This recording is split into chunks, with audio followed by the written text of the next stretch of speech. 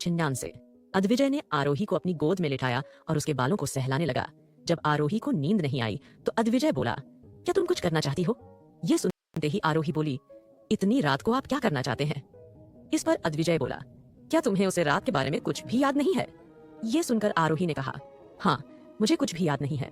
मैं नशे में थी। मुझे नहीं पता कि मेरे शरीर के साथ क्या हुआ था, कौन मेरे साथ था, किसने मेरे साथ विश्वासघात किया। मुझे कुछ भी नहीं पता और मैं इस बात को पता करने के लिए दिव्या के पास गई थी, मगर दिव्या ने मुझे ट्रिक किया और अपने कॉलेज दोस्तों के साथ मुझे उस दिन फंसा दिया था। उस दिन आप नहीं आते तो शायद मेरे साथ क्या होता।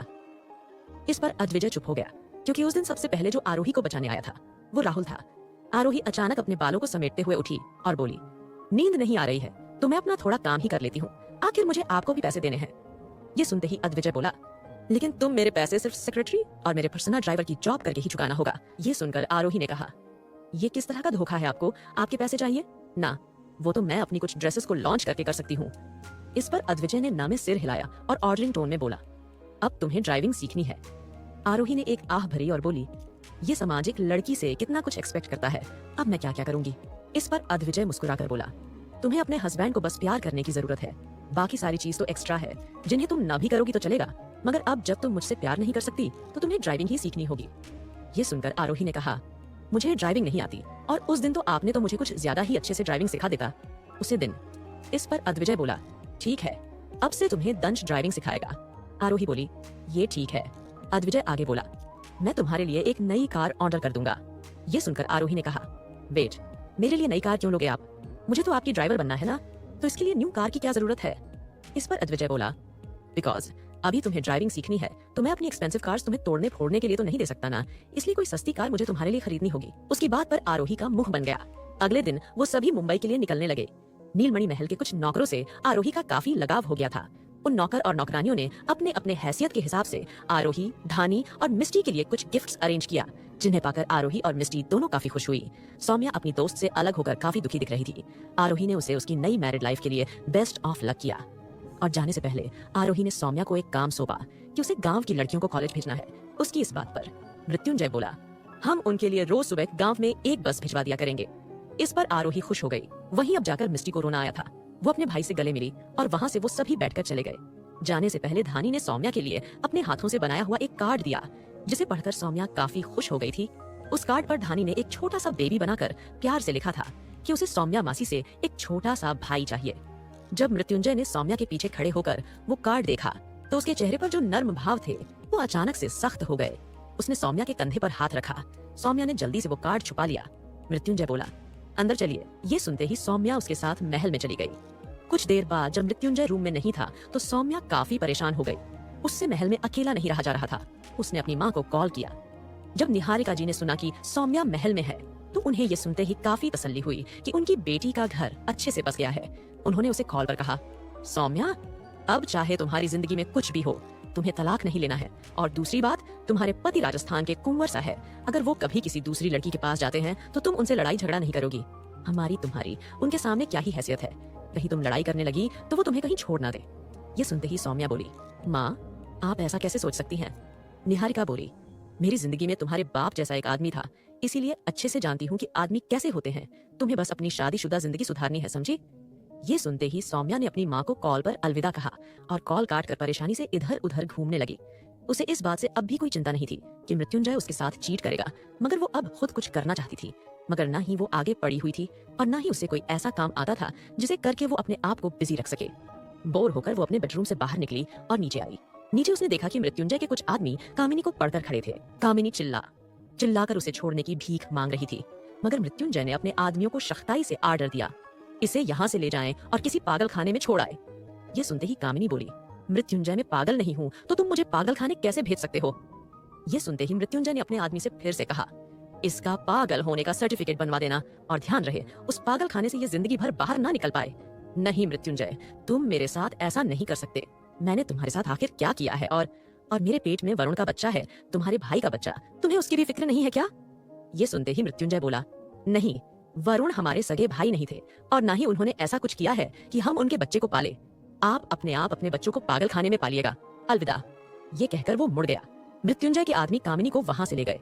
सौम्या नीचे आई और उसने मृत्युंजय को देखा और बोली, क्या मैं आपके लिए खाना लगाऊं? ये सुनते ही मृत्युंजय से बोला, नहीं, हम बाहर जाएंगे। ये सुनते ही सौम्या ने कंफ्यूज होकर पूछा, कहां पर? मृत्युंजय बोला, हम आपको आज एक रेस्टोरेंट में ले जाएंगे, आपका यहाँ मन नहीं लग रहा होगा ना? ना। ये सुनते ही सौम्या खुश हो गई। मृत्युंजय ने उससे कहा कि वो करीब 15 मिनट में तैयार होकर नीचे आ जाए। सौम्या भागते हुए ऊपर गई और तैयार होकर आ गई। वहीं राजस्थान में ही एक गांव में एक छोटे से घर के अंदर दंश बैठा था, जिसकी आंखों के नीचे बड़े बड़े काले गड्ढे थे। वो एक गिलास से पानी को बार बार अपनी आंखों में डालता ताकि वो जागता रहे। इन दोनों अद्विजय ने उसे हद से ज्यादा काम दिया हुआ था। पहले तो उसे कल्याणी को ढूंढना था। कई दिनों तक कल्याणी को ढूंढने के बाद वो परेशान हो गया था। जब वो वापस आया तो उसे वरुण पर नजर रखने के लिए कहा गया, लेकिन वरुण मर गया तो उसे ये देखकर काफी खुशी हुई थी। जब मिस्टी और राज की शादी हो रही थी तो वो भी उस शादी में मौजूद था, लेकिन एक जासूस की तरह वो कहीं छुपा हुआ था। शादी में कहीं से कल्याणी छुपते छुपाते इंटर हुई थी। उसे देखकर दंश की आंखें फटी की फटी रह गई थी। हालांकि कल्याणी अगर पहले मिलती तो वो मृत्युंजय को वरुण की सच्चाई बता देती, लेकिन अब उसका वापस आने का कोई फायदा नहीं था। अगर वो अब वापस आती तो मृत्युंजय और सौम्या की जिंदगी खराब हो जाती। किस वजह से दंश को समझ नहीं आया कि वो क्या करे। वो कुमार के पास गया। कुमार ने उसे कहा कि वो मिस्टी को यहाँ से कहीं, कल्याणी को यहाँ से कहीं ले जाए ताकि वो उसकी बहन सौम्या की जिंदगी को खराब न करे। दंश को ना चाहते हुए भी कल्याणी को अपने साथ लेना जाना पड़ा। इस वक्त कल्याणी उसी के साथ कमरे में थी। वो बिस्तर पर बेड़ियों से बंधी हुई दंश को अपनी आंखों में बार बार पानी डालते हुए देख रही थी। उसने पूछा, आप इतना काम क्यों कर रहे हैं? दंश ने कहा, चुप, एकदम चुप। जब भी तुम बोलती हो कि ये काम ज्यादा है, मेरे बॉस मुझे कॉल करके कह देते हैं कि मुझे और काम करना है। तभी दंश के फोन पर अद्विजय का कॉल आने लगा। दंश झुंझलाते हुए बोला, देखो, तुम्हारे बोलने की देर थी कि मेरे बॉस ने फिर से मुझे कॉल कर दिया। जरूर इस बार भी कोई काम ही होगा। ये कहते हुए उसने फोन उठाया। अद्विजय ने फोन पर उसे आर्डर दिया, दंश तुम्हें एक काम करना है। दंश ने कहा, बॉस एक नहीं 1000 कम बोलिए, मैं तो अकेला सब कुछ कर सकता हूँ। उसने झुंझलाते हुए कहा। वहीं अद्विजय बोला, तुम्हें मैंने सिर्फ एक ही तो काम करना है तुमसे, वो भी नहीं हुआ था। तुमसे कहा था ना कल्याणी को ढूंढना है तुम्हें। दंश ने झूठ बोलते हुए कहा, बॉस माफ कीजिए, मैं अपने मिशन में फेल हो गया था। अद्विजय बोला, अगले मिशन में तुम्हें फेल होने की आदत नहीं है। ये सुनते ही दंश चौकन्ना हो गया। अद्विजय ने कहा, तुम्हें उस आदमी को ढूंढना है जिसके साथ। ये सुनते ही दंश आगे बोला, जिसके साथ क्या, किसको ढूंढना है? अद्विजय कुछ देर बाद बोला, तुम्हें उस इंसान को ढूंढना है जिसके साथ आरोही ने होटल में एक रात बिताई थी और जो धानी का असली पिता है। ये सुनते ही दंश ने कहा, जी भी, मैं जल्द से जल्द मुंबई आकर इस बारे में पता करता हूँ। इस पर अद्विजय ने कॉल काट दिया। कल्याणी बोली, आप मुंबई जा रहे हैं? दंश ने कहा, हाँ, लेकिन अब मैं तुम्हें अपने साथ थोड़े नहीं ले जा सकता। अब तुम बताओ, तुम्हें कहाँ छोड़कर आऊं? ये सुनकर कल्याणी उदास हुई और बोली, हमारा तो इस दुनिया में कोई भी नहीं है, आप तो हमें कहीं भी छोड़ दो, हम वहां रह लेंगे। दंश ने कहा, देखो, ज्यादा इमोशनल बनकर मुझे ब्लैकमेल करने की जरूरत नहीं है। मुझे पता है कि तुम्हें छोड़ दिया तो तुम सीधा मृत्युंजय के पास पहुंच जाओगी और जाकर सौम्या और मृत्युंजय की शादीशुदा लाइफ को खराब कर दोगी। ये सुनकर कल्याणी ने कहा, तुम्हें मैं कोई चुड़ैल नजर आती हूँ जो लोगों की खुशियों को उससे छीन लेती है? जानते कितना हो तुम मुझे? दंश ने कहा, ओह प्लीज, मुझे बताने की जरूरत नहीं है कि लड़कियां कैसी होती हैं, तुम्हारे जैसी होती है। सारी लड़कियां अब अपना मुंह बंद करो, वरना मैं तुम्हारे मुंह पर टेप लगा दूंगा। ये सुनकर कल्याणी ने कहा, तो मुझे बताइए कि आप मेरे साथ करने क्या वाले हैं? दंश ने कहा, कुछ नहीं, मुझे भूख भी काफी लगी है। मैं तुम्हारे चाकू से पीस करके फ्रिज में तुम्हारे बॉडी पार्ट्स को ठंडा करूंगा और उन्हें फिर आइसक्रीम की तरह खाऊंगा, बस। ये सुनकर कल्याणी ने कहा, हे शिव शंभू, कैसे इंसान से मिला दिया मुझे, आपने कोई अच्छा सा किडनैपर भेज देते आप। दंश ने कहा, what do you mean, kidnapper भी कोई अच्छे होते हैं? ये सुनकर कल्याणी ने कहा, और क्या तुम क्या जानो यूजलेस। ये सुनते ही दंश बोला, अब अपना मुंह बंद करती हो कि मैं लगाऊं टेप? ये सुनकर कल्याणी ने अपना मुंह बंद कर लिया। दंश फिर सोचने लगा कि वो कैसे कल्याणी से डील करे, उसे यहाँ छोड़े या फिर अपने साथ ले जाए। आखिर में उसने कल्याणी को साथ ले जाने के बारे में सोचा, लेकिन अगर वो उसे नॉर्मल ट्रांसपोर्ट से ले जाता तो वो पकड़ा जाता। आखिर में उसे एक आइडिया आया। उसने कल्याणी के कपड़ों को देखा। कल्याणी ने एक साधारण सा सूट सलवार पहना हुआ था। दंश उसे घर से निकला। गांव में एक छोटी सी कपड़ों की दुकान थी। दंश ने उस दुकान से कल्याणी के लिए राजस्थानी पोशाक खरीदी। उसे लेकर वो कल्याणी के पास आया और बोला, अपने कपड़े उतारो। ये सुनकर कल्याणी डर गई और बोली, आप क्या करना चाहते हैं हमारे साथ? दंश ने कहा, वही जो मैं करना चाहता हूँ, अपने कपड़े उतारो। ये सुनकर कल्याणी ने कहा, कपड़े तो हम उतार देते, लेकिन हमारे हाथ बंधे हुए हैं। दंश ने मन में कहा, कितनी बेशर्म लड़की है, अपने कपड़े उतारने के लिए तैयार हो गई। इसे एक बार भी अपनी इज्जत का ख्याल नहीं आया। दंश के मन में चल रही बातों को भांपकर कल्याणी बोली, इज्जत का ख्याल तो तब होगा ना जब इज्जत होगी। ये कहकर उसने अपने गर्दन झुका ली। दंश ने अचानक कल्याणी को देखा। उसके चेहरे पर उदासी देखकर उसे अच्छा नहीं लगा। वो तो कई दिनों से उसे बस बक बक करते हुए ही देख रहा था। उदास होते हुए तो वो कभी दिखाई ही नहीं दी थी। वो फिर आगे आया। उसने राजस्थानी पोशाक बिस्तर पर रखी और बोला, इन्हें पहन लो, तुमने मेरे साथ चलना है, ठीक है? ये कहकर उसने कल्याणी को बेड़ियों को खोल दिया। फिर दरवाजे को लॉक करके वो कमरे से बाहर चला गया। कल्याणी ने उसके कहने पर राजस्थानी पोशाक पहन ली। कुछ देर बाद दंश ने दरवाजा खोला तो कल्याणी एक रोशनदान के पास खड़ी थी।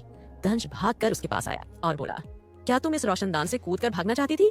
क्या सजा देगा आप दंश कल्याणी को? क्या सच में कल्याणी भागकर मृत्युंजय और सौम्या को अलग कर देगी? इस सीरीज के नए एपिसोड जल्द ही आ रहे हैं, तो बनी रहिए हमारे साथ।